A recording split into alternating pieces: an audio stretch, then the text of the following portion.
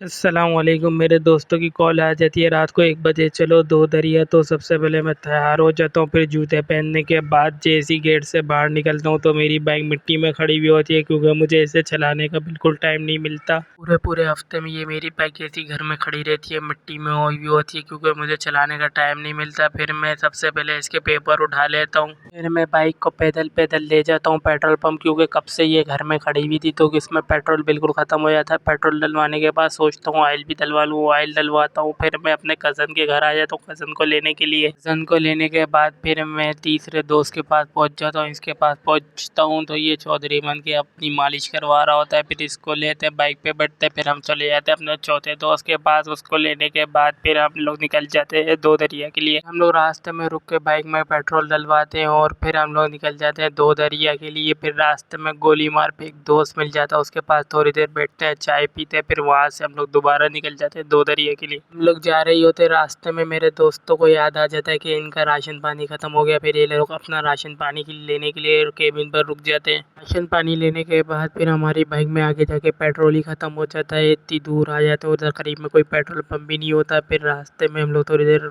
रुकते हैं, फिर एक पेट्रोल पंप मिलता है, बहुत दूर होता है, यहाँ तो बहुत ही सन्नाटा होता है। फिर यहाँ से पेट्रोल डलवाने के बाद हम लोग यहाँ से भी निकल जाते हैं अपनी मंजिल के लिए। फिर वहाँ जाते हैं तो सुबह ही होने लग जाती है। फिर इतने में मैं फजर की नमाज़ पढ़ के आता हूँ और दो दरिया की दीवार पे बैठ जाते हैं हम लोग। समंदर के नज़ारे करते करते फिर सुबह ही होने लग जाती है। फिर हम लोग अपने घर के लिए वापस रवाना होने लग जाते हैं। बाकी मिलते हैं अगले व्लॉग में, लाइक करें।